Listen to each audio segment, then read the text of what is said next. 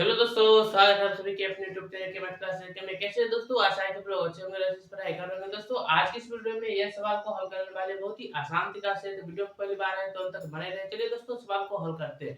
और चैनल पहली बार है तो लाइक करके चैनल को सब्सक्राइब करके रख ले, और समझ में आए तो यस लिखना ना भूले। चलिए दोस्तों इसको हल करते हैं। देखिए, रक्त क्या है? शरीर के अंदर जो भी ब्लड है उसको क्या कहते हैं? तो उसको एक तरल संयोजी उत्तक है। क्या है? एक एक तरल तरल संयोजी संयोजी उत्तक है। उत्तक है।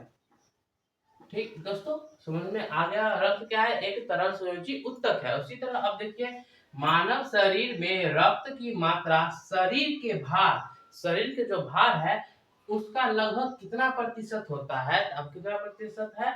तो वो यहाँ पे हो जाएगा 7%, 7% होता है। ठीक, उसके बाद यहाँ दिया है रक्त का पीएच मान कितना होता है? ब्लड का पीएच मान कितना होता है? 7.4, 7.4, 7.4।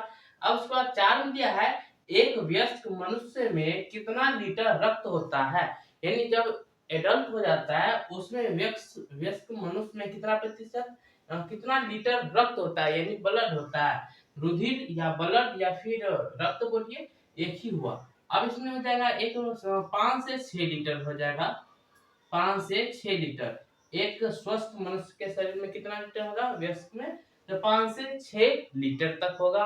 उसके बाद यहाँ पे रक्त में किस प्रकार के पदार्थ पाए जाते हैं? रक्त में कितने प्रकार के पदार्थ पाए जाते हैं? यानी पदार्थ यहाँ कितने प्रकार का पूछा है? पदार्थ। यहाँ पे हो जाएगा रक्त में कितने प्रकार के पदार्थ पाए जाते हैं? तो 2 प्रकार के। कितने प्रकार के? 2 प्रकार के। 2 प्रकार के। 2 प्रकार कौन कौन सा हो जाएगा? तो पहला हो जाएगा प्लाज्मा। प्लाज्मा प्लाज्मा दूसरा हो जाएगा रुधिराणु।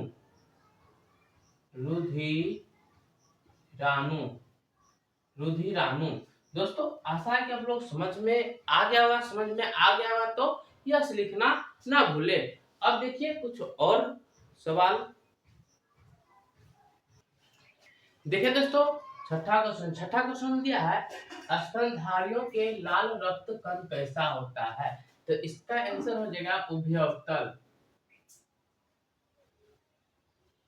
उभयावतल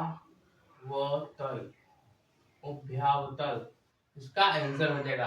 उसके बाद स्तनधारी की आरबीसी में केंद्रक पाया जाता है? बिल्कुल हाँ, पाया जाता है।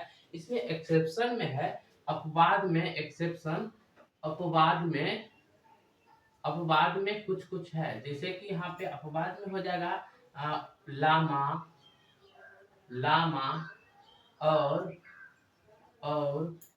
ऊंट। लामा और ऊंट लामा और ऊंट।